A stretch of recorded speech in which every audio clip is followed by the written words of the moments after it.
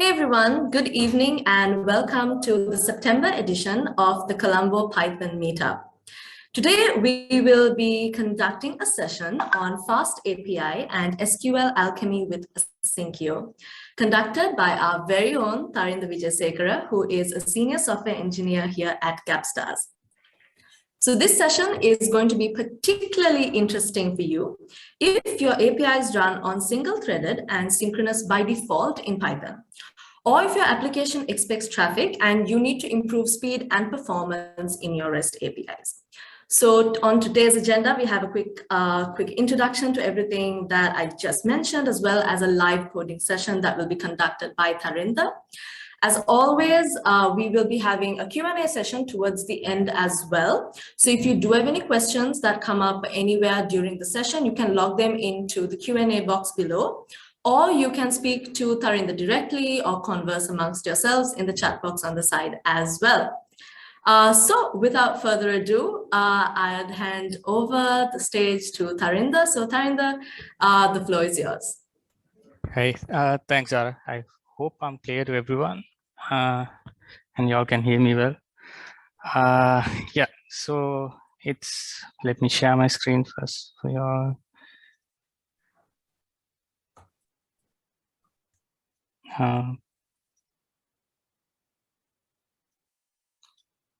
Hold on a second.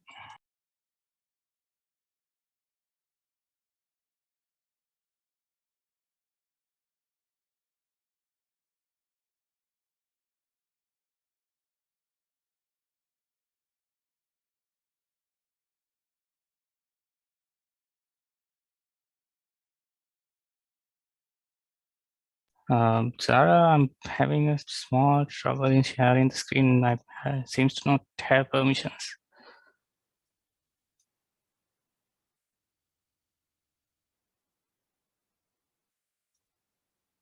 Okay. Good. So yeah, I think y'all can see my screen now. Yep. Okay, that's great. So yeah, so this is a basic introduction to, I would say, asynchronous programming and also about FastAPI and SQLAlchemy, which is kind of the hot topic these days if you're following with asynchronous programming. So yeah, let's dive into the content that I'm gonna today speak about. So I'll briefly give an introduction about Asyncio and do a comparison with sync, thread, and async, basically a small application that you all see pretty soon. And I'll dive into some FastAPI and SQLAlchemy, how these asynchronous adaptation have they done, and also how we use it as frameworks so that we can get our microservices up and running pretty fast and also serving our data and the loads pretty fast. So moving away from pretty much Flask Flask-based microservices, I would say we are going ahead with asynchronous programming. So yeah, I'll dive into that bit more on that. So yeah, so basic live coding is about project setup, and also the I included Twitter data, but this is not as planned, but then I have another data set that we can pass it. So yeah, so saving and displaying and writing the test cases using the async client. Yeah, so what are we trying to achieve when we are saying when we are trying to use Asyncio? So basically, in the like, it's about dealing with many things at once, I would say. And so yeah, so concurrency with Asyncio, it's about dealing a lot of things at once. And also regarding parallelism, it's about doing a lot of things at once. It's not the same. Yeah, so it's set by itself. And mainly when we are dealing with our applications, we need to deal with a lot of things at once. So that's why we introduce Asyncio to deal with concurrency in our applications. Yeah, so to dive through that, what you can see here is from your left to your right, it's about the first one is a single threaded application, I would say sync application, and then there's a threading based application, and also on to the right, there is asynchronous version of that. So diving into a little bit of that, like what do you, I hope, like what do you think when you execute the sync function? Yeah, so let me answer that also. So it's basically about it's single threaded application. It's running synchronously. So each and every step you have to follow it through, and it runs synchronously. So if you think about the first initial screen that you see, it's never going to complete. It's never going to stop, I would say. So yeah, it's never going to stop. That itself is kind of like no point. We are not dealing with asynchronous here. So here what I'm trying to do is do a I'm trying to animate a spinner made with some ASCII characters in the console while some long task is happening. So that's what basically this spinner function does. So spinner initially it iterates through this cycle of you can see these ASCII characters, which is then it's gonna cycle through that and then print out to the screen. So that's what it basically does. And while doing that, there's a slow running function I have introduced in all these three. So it's also kind of assuming that you are doing a big task, but then and then finally you run the application. So in the synchronous way, you don't get an output, as you will see in a minute.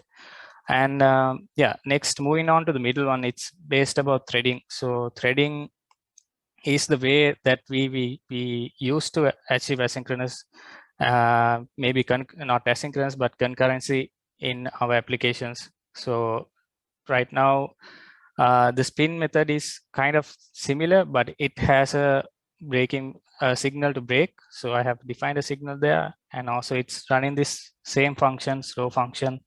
And what's differing from the sync function is that I'm running this spinner method in another thread. So I'm starting that thread and I'm running this slow function. So they are running in concurrently. So they are sharing, the OS is sharing the resources and it's allocating the resources back. So that way you can have concurrency in Python. So that is one way of doing that. And moving forward, it's about asynchronous programming. So asynchronous programming has been introduced in Python 3.5 onwards. So we are heavily using like asynchronous async await syntax, if you can see. So what differs from thread to asynchronous is that you have this, you define the function always with async ahead in front of the def, I would say. And then you need to have a await function where you give the context back to the main event loop. So when considering asynchronous program, everything's run on an event loop. It's like a managed thread, I would say. So where once we await, every await call you see, it switches to another task basically. So it awaits and it switches the context managed to another task so that another task can run in parallel while it's awaiting. So that's what that has been introduced from Python 3.5. Python 3.5. So the slow def function has been changed. That's because the time.sleep function actually is a synchronous process. In Python, if you want to use asynchronous allocation, so you need to use asyncio.sleep, where you can await for that specific seconds and you return back the context to the main running program. So yeah, so this is basically about that. So I'll just quickly execute this program. So I have all these 3 threads running out at the Python scripts. So I would just maybe share the comparison, and also you can see the processors also while it's running. So that way you understand the difference between threading and also about async.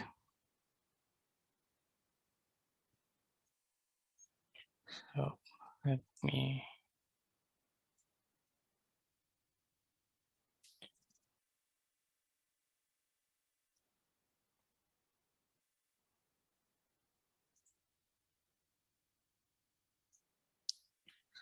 trying to run all these things in parallel.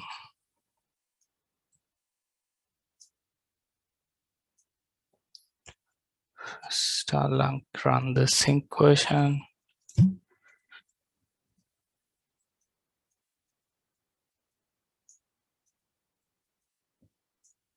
Then I'll run the threading version.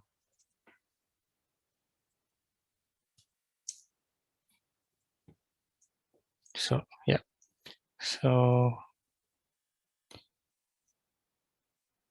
once I start running these threads, you can see that there's a spinner happening, and also for threads, there's two threads happening, the main thread and also the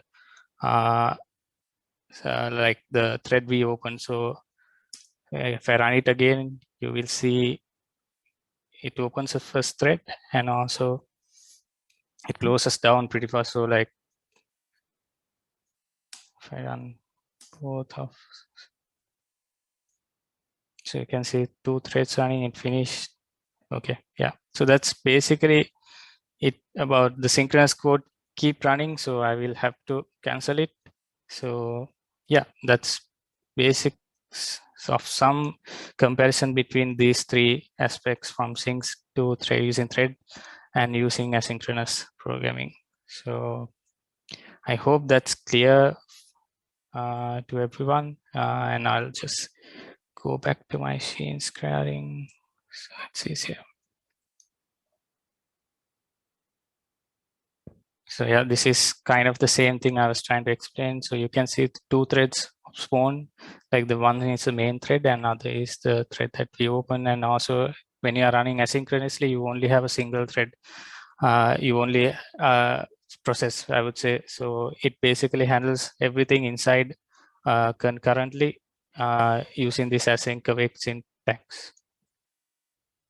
Yeah, so regarding thread versus coroutines, if that's the new term, just think about it as async function itself. Coroutine, what coroutine means is that they just have this async and await syntax in their method header definitions. So basic comparison is that threads are preemptive, like the operating systems decide when to contest to switch between thread. So if you have multiple threads running, the OS itself decide which thread that it wants to run. So, but in comparison, coroutines are like cooperative. The tasks themselves decides when to hand over the control. So we can have a fully control over concurrency in our application. So yeah, so threads can switch to other threads at any point in time, and also only switches, coroutine switches, if there's a wait statement, like I said, I can go back. Only if there's a wait statement, it can give another process to start up. So yeah, so finally, I mean, yeah, when you're writing threads, previously you need to deal when you are handling multiple threads, you might have seen that you have to use locks to like have these global variables passes the messages, and then you need to have the state, manage the states. But with asynchronous, it's pretty much easy that you only have to deal with a single object, and it always be managed by the asynchronous C, I would say. So you don't have to use locks. That's a great thing when seeing that. So next is about event loops. I hope you all are familiar with event loops. So this is a basic image I took from the Python Asyncio itself. So it, how a event loop running is, it creates a task, and the task goes to its pending state. So it runs this coroutine initially. So in here it says await, do a compute function, run a compute function in await manner. So it again, the coroutine goes down to the actual compute method, and then finally the coroutine is suspended, and the event is again, the context is sent back to the event loop. So then another task maybe while during that awaiting can run. So yeah, this is about a basic idea of that. So I think that's from it about like in explaining about asynchronous IO. So I will move ahead to FastAPI and SQLAlchemy so that we can get a better understanding of that. So yeah, let me actually switch to my editor.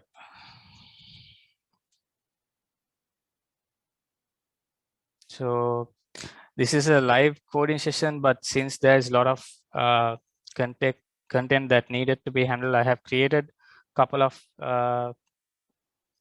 API, and also how to do migrations. I can show you all on that, how do we run migrations and stuff when dealing with database services.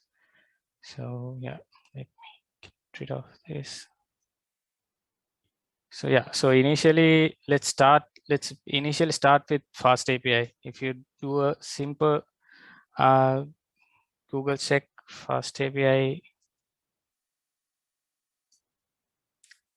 you can see that the documentation itself is pretty neat, and I would say there is tutorials, user guides that lets you to basically run your applications as soon as possible. So here in the project setup, I am using Poetry, so I'm not using requirements files basically. So if you have previously done Poetry and stuff, Poetry, like it's a dependency management, so management system. So same as requirements file, where you can install your dependencies, and also it doesn't actually mess your virtual environment. You can have your dependencies separated out pretty easily. So yeah, I already have Poetry installed, but you can install Poetry with a simple pip command. So I'll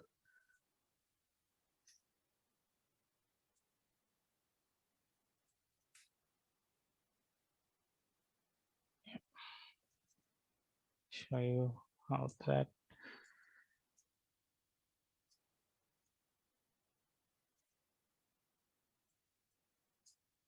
So pip install Poetry.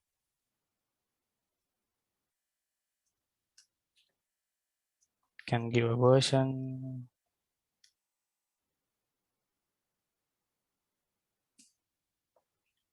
Since I'm, yep.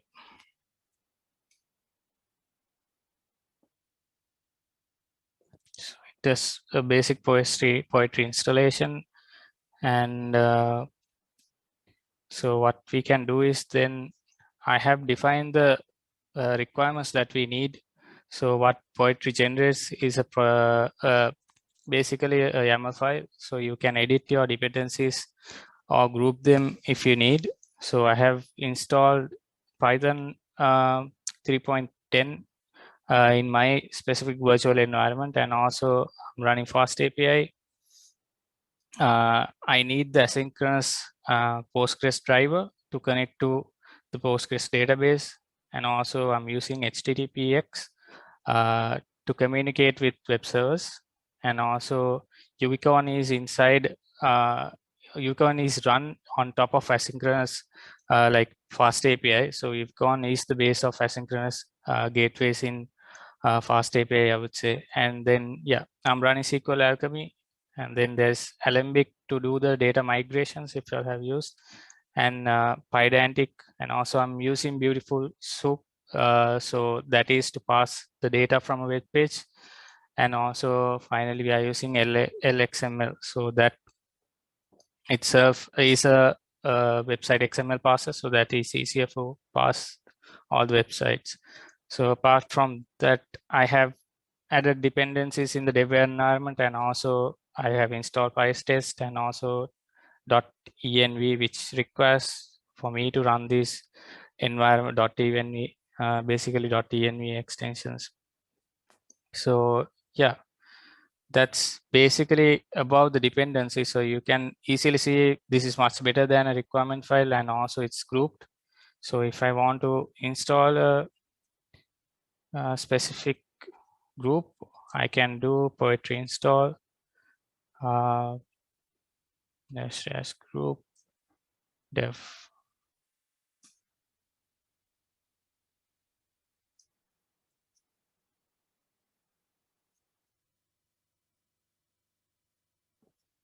Okay, sorry, that's about, so if that's my mistake, I'll just remove PyTest for now so that you can see reinstallation there.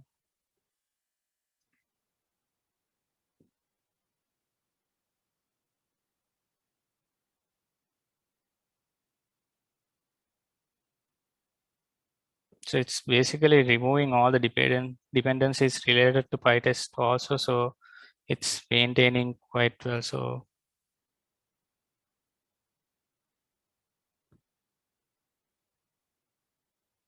start the terminal again.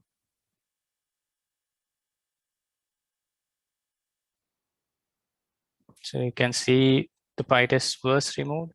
So if I want to add back to the dev dependencies, I can use poetry add, can give a group size.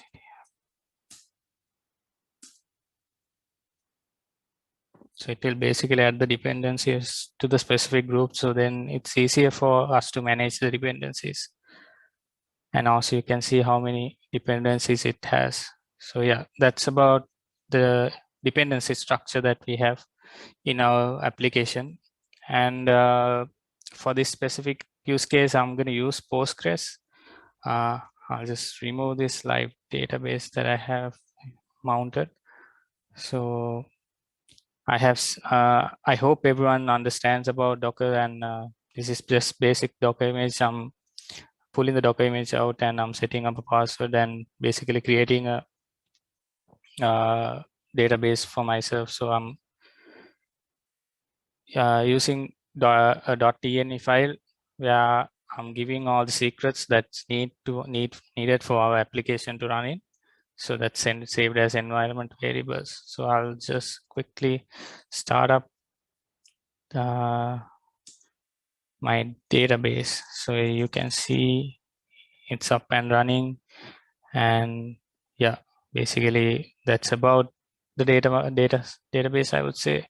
So, and then next step is setting up migrations. So migrations for your application itself. So we use Alembic SQL, so it supports SQLAlchemy. So we use Alembic to handle the data migrations in our applications. So if I were to show you this again, how Alembic work itself, let me, once you do Alembic initialization, you can run this function using Alembic async migrations, which will create a basic Alembic init file, and you don't have to necessarily change this file. This is some basic settings of how the migrations are going to handle off. So I'll quickly show you. If you want to connect to if you want to pass the driver here, you can do that. So you can connect to your database, but there's a better way. I'll explain that as well. So you can change also how your migrations, file revisions, like file template, naming conventions goes about. So you can change this file template if you want to, but I'm going to keep these basic settings. And yeah, so when you run Alembic init -t async migrations, it will create a asynchronous version of your asynchronous version of migrations that you need to run. So if right now it creates these versions folders, environment, env file, and then a couple of these files. This is kind of a template. You don't have to worry about that. What you need to configure is in this, I would say in this file. So env.py file, so Python script. This pulls out all the settings that's in the Alembic init file. So then we can again set this up. So once I'm diving into the application, I'll explain a bit more. So when setting up SQL database tables, we need this object metadata inside the SQLAlchemy itself. So when creating migrations, we need to set this base class where it has a metadata attribute set. So I'm setting this target metadata attribute here, if you can see, to this from this base model. And yeah, I'm doing this import as well. I will explain about that in a minute. And here is where I'm setting again. You can see I can override these settings if I want to. So this is kind of hard coding. So what I did was I took the SQLAlchemy URL and override it from the Postgres DB URL itself, so that I don't have to necessarily write it down in a file. So next comes up this. There's two functions when you run.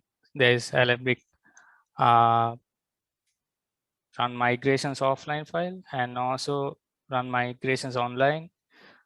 You don't have to worry about much in these two functions.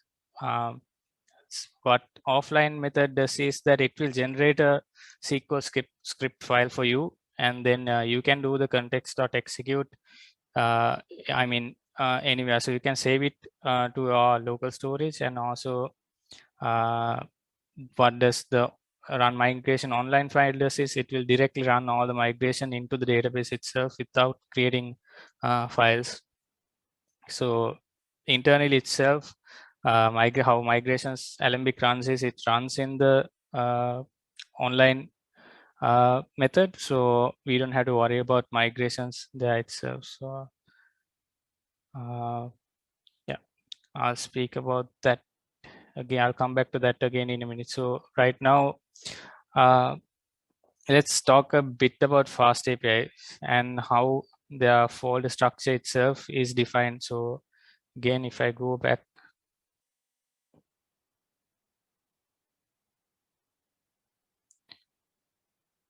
so inside user guide itself, there is templates that you can use for like project generation templates itself. So it will create all these projects that easily readily available. Like you don't have to worry about tokens, like integration, authentication. So it'll have a authentication install, and even this SQLAlchemy, Alembic migrations, all will be set up from this like project generation template if you want to use it.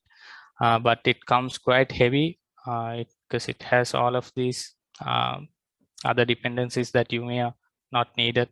So I'm following a simple approach when I'm creating this project fold structure. Usually if you are coming from Flask or like a hexagonal architecture, it depends on the architecture you are trying to define in your application. So here I am defining our architecture based on a domain driven design. So right now, if I would just go over that, so inside, so this main dot init file just run. So this is just enough to run basically a FastAPI application. So I'll just remove this route itself. I don't need it. If I do a run the fast API spins up so fast. Like, I mean, it's kind of good fast, basically fast, I would say. So you don't have to worry about that. So initially, yeah, it will also give you a open API spec, generate open API specs for you and executable. So it is easy for you. So I developed, so I'll talk about routers a bit, but yeah, so basically you can start your application as pretty as, I mean, with 2 lines of code, I would say. So next come the routers. These are the controllers in your APIs. So basically you have a core set of, you can have core set of routers, controllers, but here I'm gonna have one single endpoint because this takes a bit of time. Maybe I'll explain that what it does. Yeah, so inside the, once you dive into the like the folder structure of the project, you have this core level, I would say, core level class methods, abstractions that your domain needs to handle. So, and then there is these endpoints, which itself have these routers defined. So inside the API, you can see there's a router, basic router that routes all your API endpoints. You can have multiple API routers here, and I have implemented single router. So let's dive into this endpoint. So it contains this endpoint, and I have gone to the search endpoint, basically a route. So FastAPI internally uses Pydantic. If you have used Python, I'm sure you have used Pydantic models earlier. And what's cool about that is FastAPI itself support Pydantic models. You don't have to specifically integrate any of that. So it'll, if you pass a Pydantic model, it'll automatically pass it. You don't have to worry much about that. So yeah, so that's basic about the controller. And then mainly it depends on how you write your services and also the models. So here I follow a simple structure where inside my specific domain that I'm trying to have, so in this inside that I would say search space, my yeah, my target is to do a web scraping. So I would just go to that URL. So that's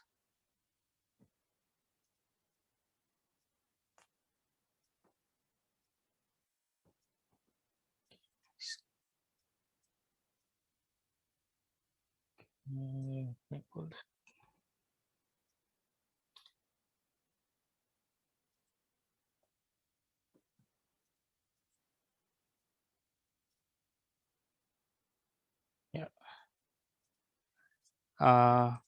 So yeah, so I was just gonna go over this. So basically OpenAPI specifications also, these are like what FastAPI does outside. You can from Pydantic models, you can redefine your schemas. You can have these values interchangeable at any time you want. And also, yeah, let's quickly dive into setting up your database and setting up basically tables, so that way I can easily show you how this endpoint works. So for that, I would need to run. So this is the scraping site that I was just speaking about initially. So I'm gonna just scrape. This is a online 2 scrapes site, so that I found, which is quite easy to scrape.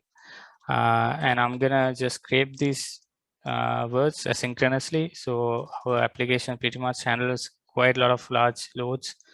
We don't have to worry about like it has multiple pages. We can smoothly read all this data without waiting so much of time downloading this sequentially. So you have to iterate through pages by pages, but then we can quickly iterate through these pages and scrape this data if we like we want using concurrency using Asyncio. So for that, initially I had to set up the database. So I'll quickly go over the database, like the changes that I did, and also for migration to work. So in the migrations, like I initially said, you need to set this metadata object, which contains all the tables in your application.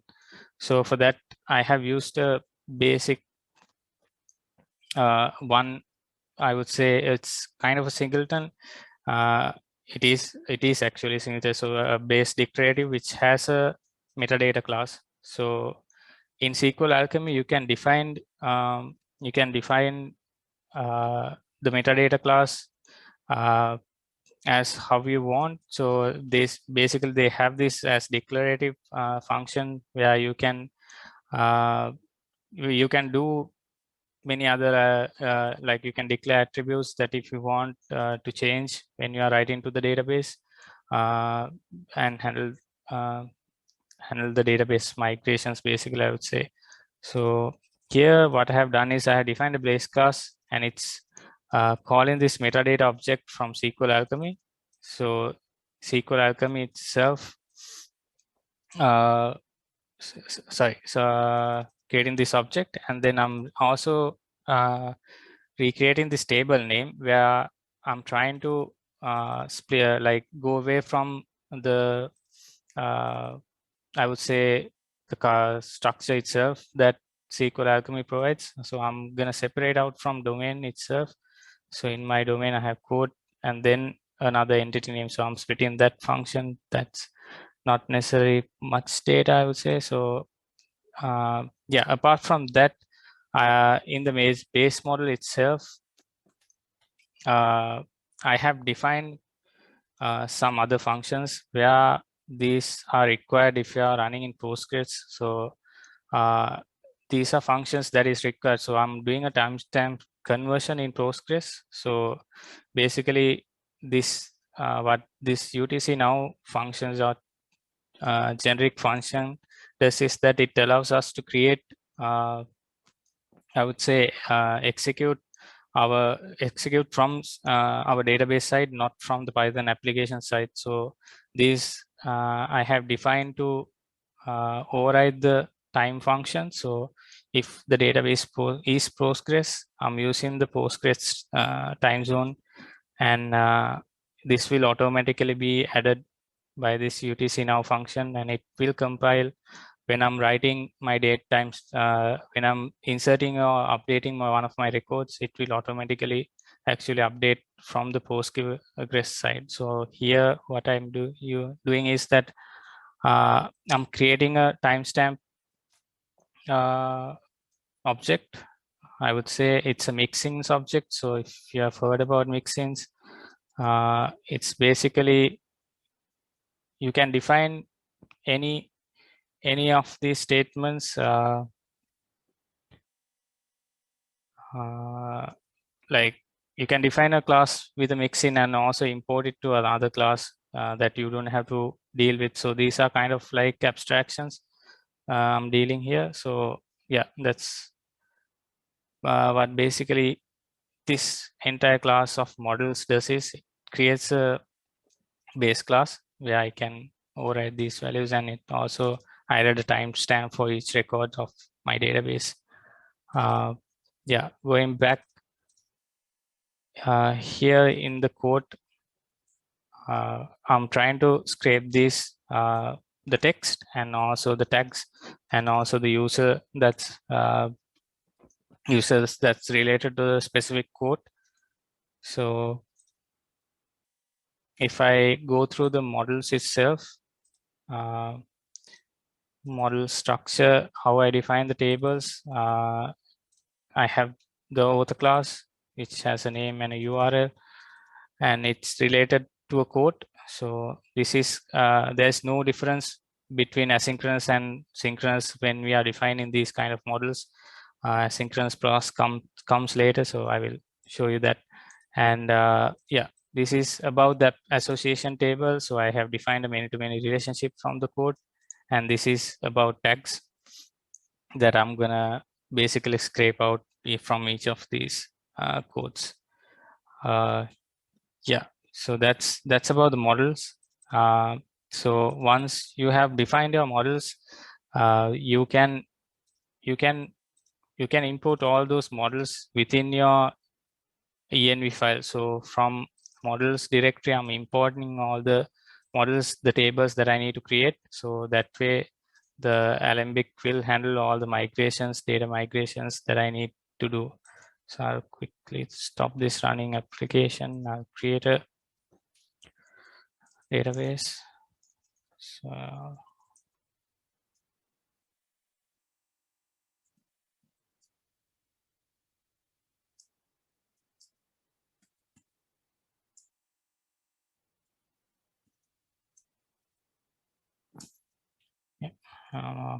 add in the migration. So I'll do the migration generation. So initially what I did was this I generated itself, the version. I did a small change where I needed this by crypto library, which internally I use to override the UUID fields that I'm setting. So that's basically doing nothing, I would say. So if I just quickly show the migration command, run the migrations, you can see the migrations ran successfully and there's no errors. But let's look at how these other data migration tables are migrated, generated automatically for your migrations. So you can generate basically all the migrations you need. So from the model itself, I have created this author, a tag and a quote. So that's these tables are automatic. So these migration scripts are automatically generated, and these timestamps are, like I showed you earlier, it's being overridden so that it will handle the Postgres side timestamp. And if you want to use any other database, you can write your own statements for that. So that way you can deal with many databases at once, I would say. So once you have generated the migrations, you can just again run the migrations, and this will create all the tables inside your database. So if I go to, yeah, this is already connected. Let me refresh.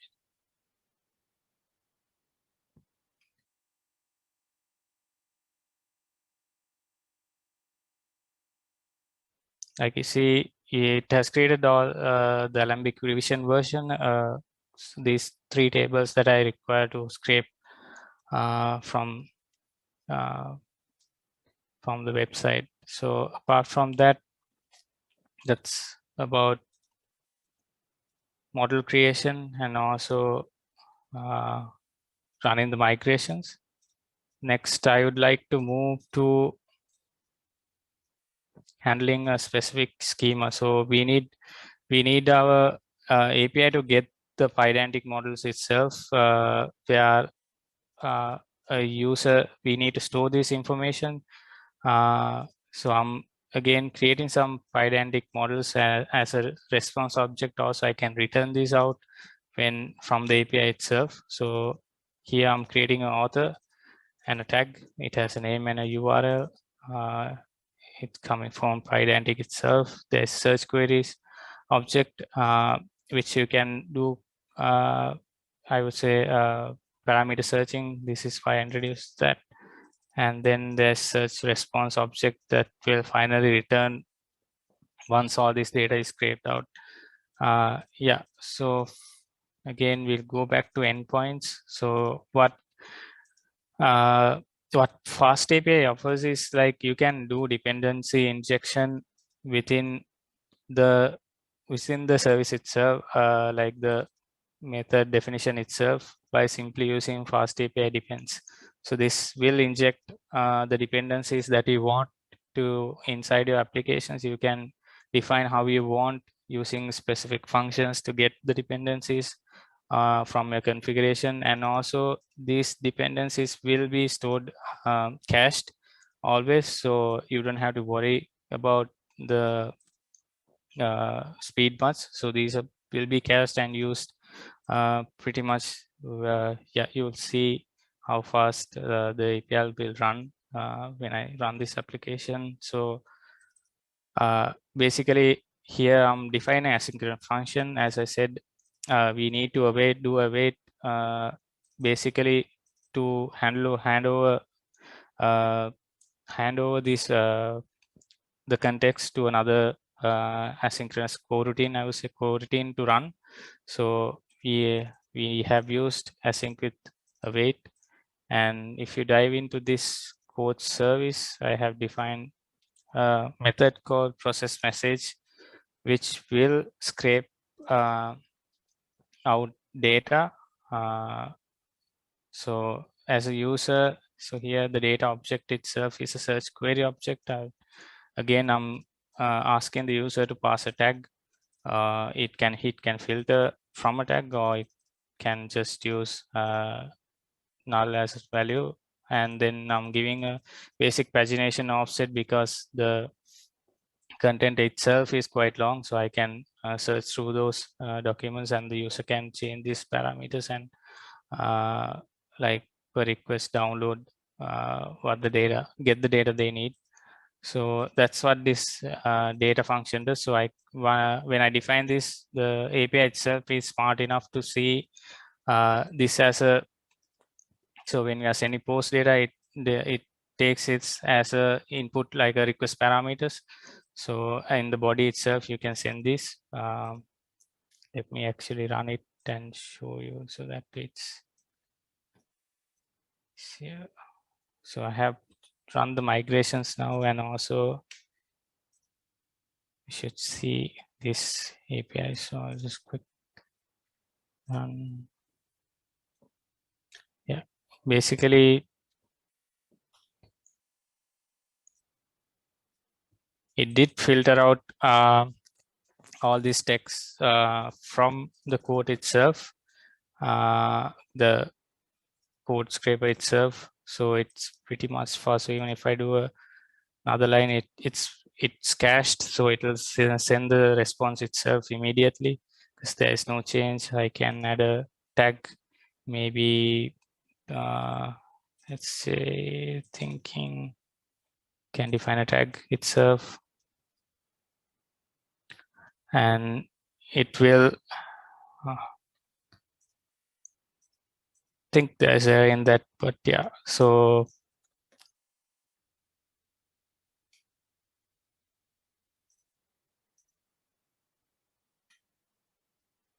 yeah, let's look at that issue. So yeah, so that's basically like how fast you can define. So request body is defined from here, the search query, and the process message itself is running asynchronously, and it has another await method which says get codes. So if I go to this async scraper, it's initialized in this asynchronous client, which is required. So we need, I used HTTPX to send out these web requests. You can use async.any.io, so that HTTP.io, that's also another preferred library I've seen. So HTTPX I used here as a client, and I'm actually running this client to get, so this is a simple method in get HTML elements. So it does is, all it does is it will await until it gets, it will again await until it gets a response, and then if by the time there's another coroutines happening, it can run, and this passes the response. I'm passing the response as a XML so that you can get the HTML data output of that from the service itself, the get codes method. So this is itself, this is where I'm applying my data filters. So I'm using the tag to query specific URL for that, and also I'm running this get HTML function again for that to be like fetch the specific endpoint. So if I have defined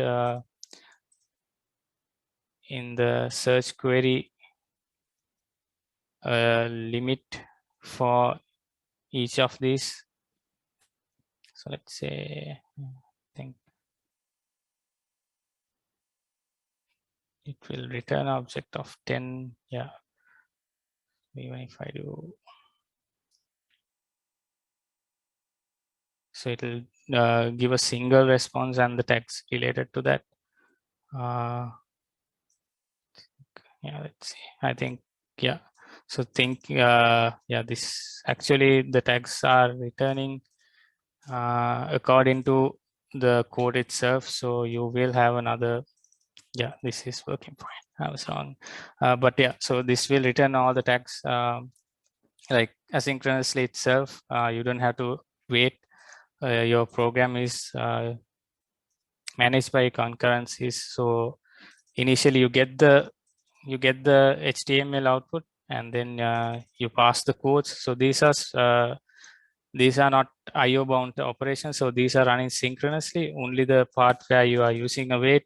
So we are actually doing some asynchronous task. So apart from that, I am basically passing this to run, like to generate my code objects. So once that is done, I'm actually like if there's a data, like I'm giving the length, so data I can fetch more than, yeah, so this will have, even I can fetch 100. It will actually run the entire loop in a synchronous way, so that you get all this data as needed. So this pretty much soon, I mean, I would say got the data that through going through 100 pages and then scrape the data out. Yeah, I think yeah, almost on the time, but yeah, so this once this data generation is done, basically how would you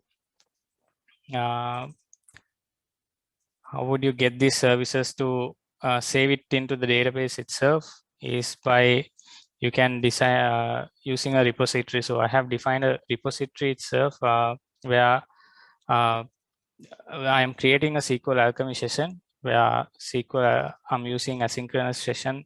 So in SQLAlchemy, if you want to use asynchronous, you have to use asynchronous session where I am creating specific methods. So previously, if I use SQLAlchemy, you will see that you can do select and you can do just basic session.add. But the difference is that you have to use async syntax and await on execution, so that SQLAlchemy itself would handle everything behind the scene asynchronously. So you don't have to worry about the asynchronous part there. And also this is, I would say, from SQLAlchemy synchronous code to asynchronous code, there's not much difference. So you basically have to add a wait in front of your basic session, and also not to forget to use the asynchronous session itself offered by the SQLAlchemy extensions. So yeah, I think I'll stop here for now because it's already on the timeline, and yeah, I'll switch back to my screen so that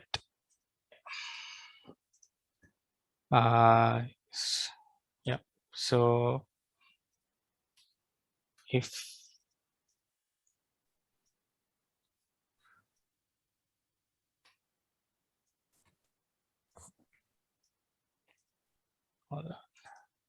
In the meantime, guys, if you guys do have any questions that you would like Tharinda to answer on the live coding session or around the topic in general, you can drop them into the Q&A box.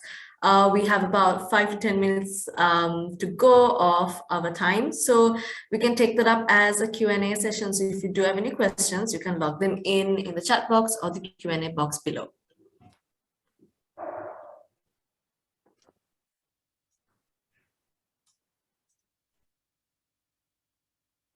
Yeah, just to answer one of these, so which one is recommended, multi-threading or async? I would definitely say asynchronous, but so then again, you need to think how you are gonna run your application itself, and if it's low, so if it's CPU bounded, one threaded, like these days you have many like 8 cores, so that way you can get process, you can get go from threading to processes also, so you can run these processes in multiple cores, so that way is also great.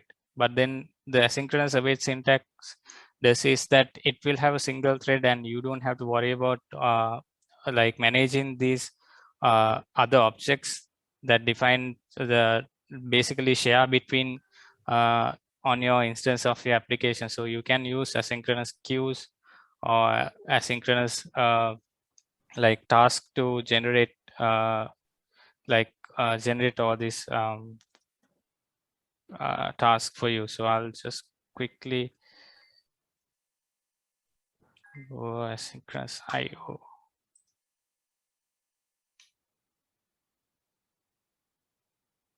So response codes itself, it can be managed. So here I haven't added, that's a good catch. So I can use status code here itself. And if I go up, I can use FastAPI status to get the status.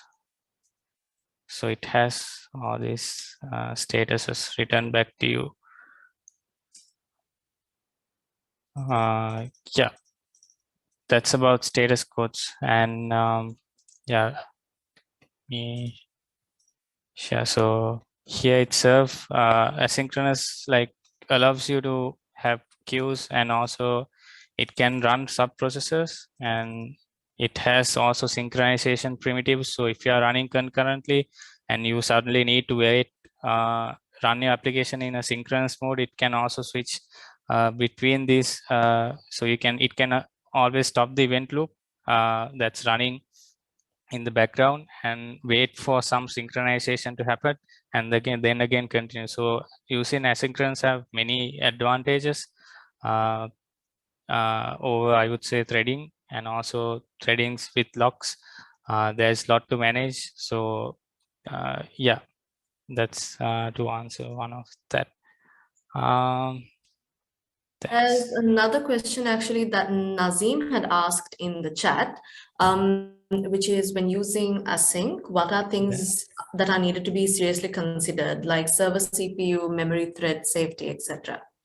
So yeah, when thinking about like about CPU intensity task, so even if you have a single thread, asynchronous will handle all these inside that specific things, the thread itself, because it's running in an event loop. So event loops are basically, as I explained earlier, it will hand over the tasks while this specific computation needs to happen. It'll await, and it'll handle like send the context back to the event loop, so another task can run meanwhile. So when considering that to threading, that itself is quite different, because threads are managed by the OS itself also, and you will have to specifically do like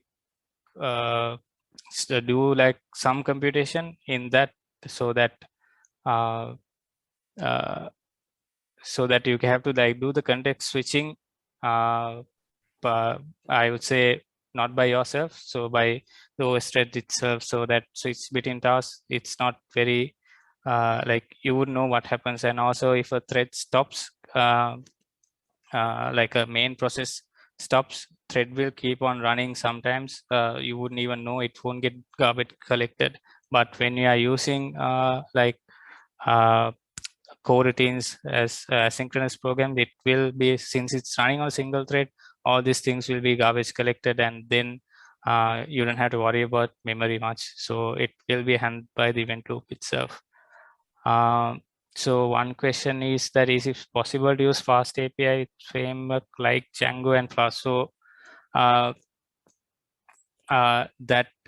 I'll compare with the Django and FastAPI aspects itself. So FastAPI, you can integrate FastAPI, the asynchronous ASGI server itself into Django, and then itself run FastAPI underneath Django.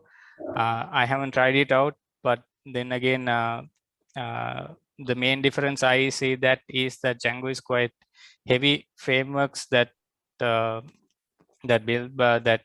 is already built in, and it takes quite a bit of time to like run its services. So if you see basic like API starting time is quite, even when I'm running in the debug mode, it basically start the application with like few milliseconds, I would say. So this loading time matters when it comes to you are using like a Lambda function, or you are trying to change this to specific, you are running this instance in like a many microservices way, so that if there's a specific load on your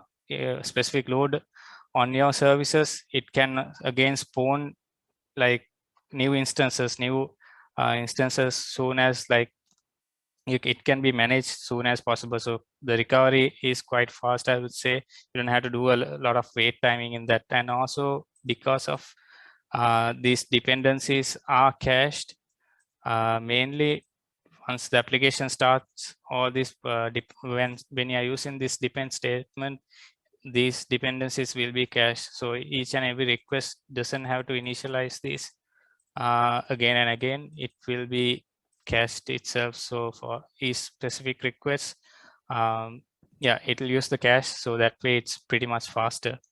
I would say this kind of is not handled by Django also. So there are differences when comparing. And also Django has its own asynchronous server that you can run asynchronously, but FastAPI itself, I would say, is quite a small minimal framework that you can just get started with. Yeah.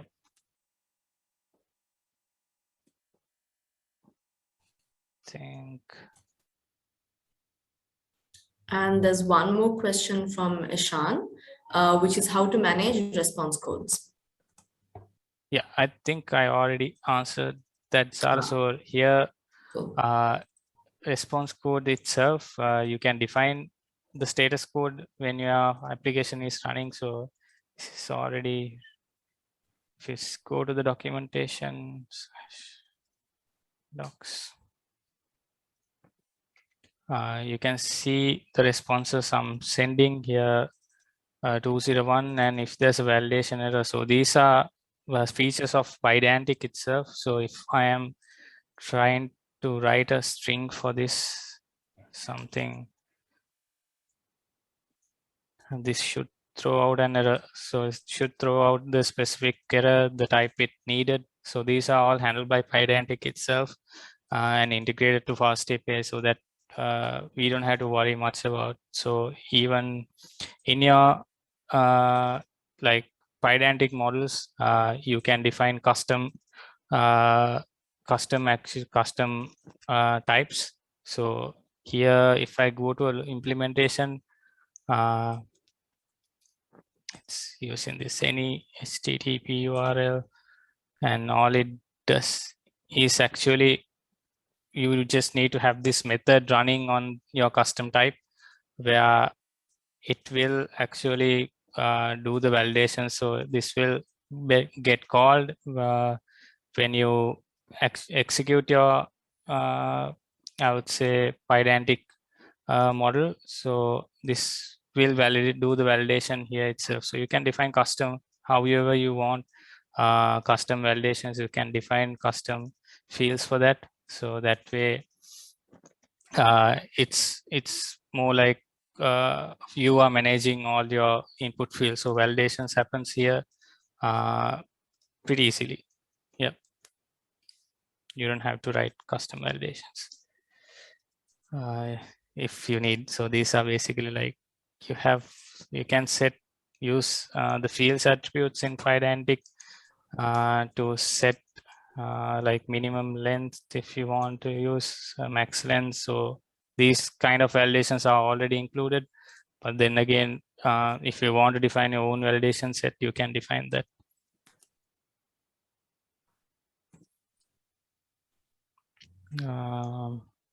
Yeah. Alrighty.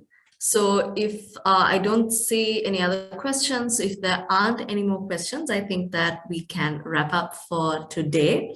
So of course, I hope that everyone enjoyed today's session and learned quite a bit as well. Hope it was of value to everyone. And of course, we will also be sharing the recording once it's posted onto our YouTube. We'll be sharing the recording link with everyone via email. So thanks everyone for joining. Been a pleasure to have you guys here for the September edition of the Python Meetup. And we hope to see you all at upcoming events that we host as well. So with that, good night, everyone. Thanks, Tharinda, for conducting an amazing session for us as well.